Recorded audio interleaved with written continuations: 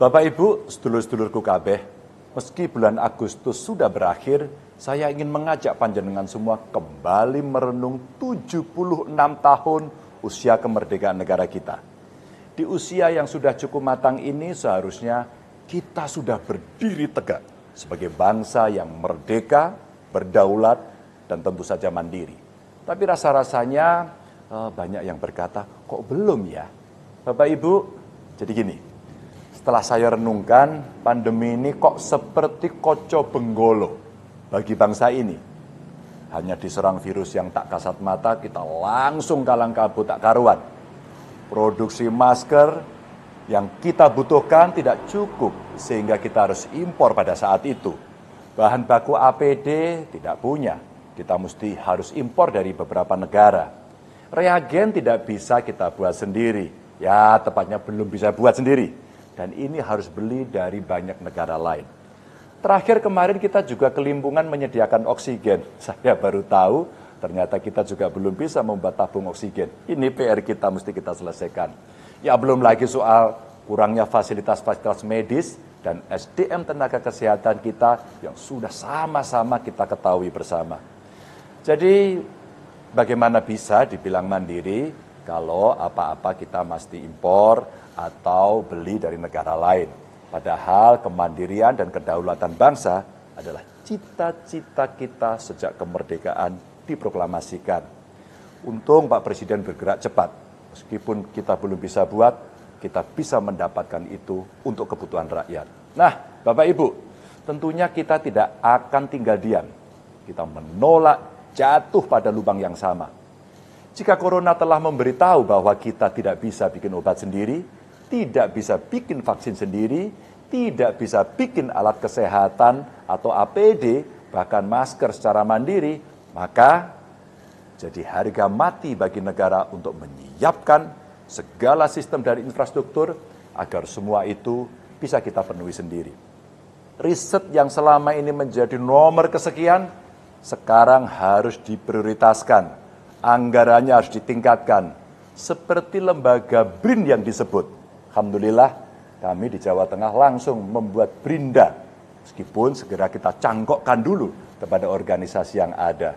Sehingga kita juga bisa bikin laboratorium canggih atau setidaknya ya bisalah laboratorium berkelas dunia. Sekaligus membangun SDM-nya tentu saja. Kalau perlu saudara-saudara kita yang jadi ahli di luar negeri, kita panggil pulang. Misalnya ahli vaksin di Inggris itu, kita panggil. Saya hakul yakin Garuda masih bersemayam di dada mereka. Uang atau penghasilan saya rasa bukan kendala utama untuk mereka mau pulang. Tapi ruang serta penghargaan terhadap proses keilmuanlah yang jadi pertimbangan mereka yang paling utama. Kalau negara sendiri bisa mendukung, menghargai, dan menjunjung tinggi hasil usaha mereka, kenapa mesti memberi kebanggaan dan keuntungan kepada negara lain? Tapi nggih niku Bapak Ibu, kalau ada saudara kita yang ahli, yang sudah melahirkan temuan, ya harus kita dukung. Jangan malah dikebiri. Kalau perlu, ayo berproses bareng-bareng demi karya yang luar biasa. Misalnya, teman-teman ahli dari UGM yang menemukan jinus. Sejak awal sih, saya sudah sampaikan dan mewanti-wanti kepada kawan-kawan itu. Hasil karya panjenengan ini pasti bahkan dihajar kelak kemudian hari oleh banyak orang. Pasti. Dan itu jangan gentar. Jika dibilang ada kelemahan, gak apa-apa. Jangan dihentikan. Terus lakukan penyempurnaan dan pengembangan-pengembangan dengan satu harapan ada generasi kedua, ketiga, keempat makin sempurna nantinya. Nah, fasilitas, sistem, dan orang-orang dengan kemampuan seperti inilah yang mesti disiapkan oleh negara ini. Sambil kita menyiapkan itu, semuanya, Bapak Ibu, saat ini masih banyak loh saudara-saudara kita yang mesti kita obati. Setidaknya, ya meringankan duka mereka. Saya sendiri ingin memulai dari Jawa Tengah. Bismillah. Beberapa waktu lalu saya putuskan anggaran untuk menangani hal ini di Jateng, khususnya tahun 2022. Ini memiliki rancangan untuk membantu warga yang terdampak pandemi. Dari UMKM sampai dengan anak-anak yatim. Begitu banyak anak-anak yang ditinggal oleh bapaknya, ibunya, bahkan tidak sedikit yang jadi yatim piatu.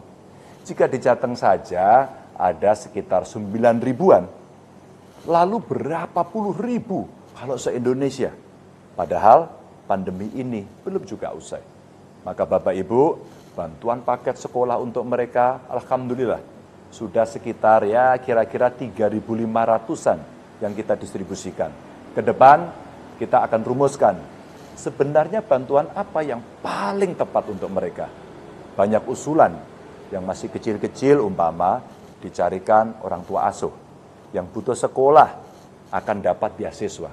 Mungkin ada juga yang perlu tempat tinggal dan sebagainya. Dan dilalah teman-teman bupati, wali kota juga melakukan hal serupa. Termasuk juga Polda Jateng yang meluncurkan Aku Sedulurmu, sebuah program untuk membantu anak yatim. Terima kasih untuk Ibu Ketua Bayangkari, Ibu Kapolri yang kemarin sudah ikut melonceng program itu. Jos tenan. Selain itu Bapak Ibu, kita siapkan juga program untuk UMKM. Ada yang dari anggaran pemerintah pusat, ada juga anggaran dari provinsi. Kalau anggaran dari pemerintah pusat sudah kurang lebih 1,2 juta UMKM yang menerima bantuan modal usaha. Kalau dari APBD Provinsi Jateng, itu kira-kira mengcover bantuan untuk ya sekitar 300.000 pelaku usaha. Dilalah, Bapak Ibu, usaha kita itu juga dibantu teman-teman dari marketplace yang turut nyengkuyung dengan membantu pelatihan dan pendampingan untuk digitalisasi. Karena banyak juga yang mengeluhkan kewalahan ngangsur kredit di bank. Bank Jateng sudah meluncurkan kredit modal usaha yang bunganya sangat rendah, 2% setahun. Menurut saya ini kecil banget, dia namakan kredit milenial. Nah silakan, itu dimanfaatkan. Kita bikin juga pelatihan dan pendampingan untuk pelaku usahanya, termasuk pelaku usaha besar. Karena banyak dari mereka yang ternyata sudah ngos-ngosan. Ada salah satu pengusaha di Semarang yang curhat di sosmed. Katanya pemerintah tidak becus, tidak perhatian sama pengusaha. Akhirnya orang itu saya telepon. Ternyata si bapak ini mohon maaf berharap ada keringanan atau potongan bunga pinjaman.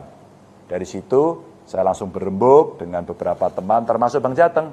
Dan alhamdulillah bisa dicarikan solusi. Diberikan keringanan, ada diskon bunga pinjaman. Dan kami tawarkan untuk yang di Bank Jateng, kalau ada persoalan seperti ini, datanglah kepada kami, insya Allah kami bantu. Loh Pak, selain Bank Jateng gimana? Ya tentu saja saya berharap juga melakukan hal yang sama. Setidaknya program restrukturisasi kredit juga dilakukan.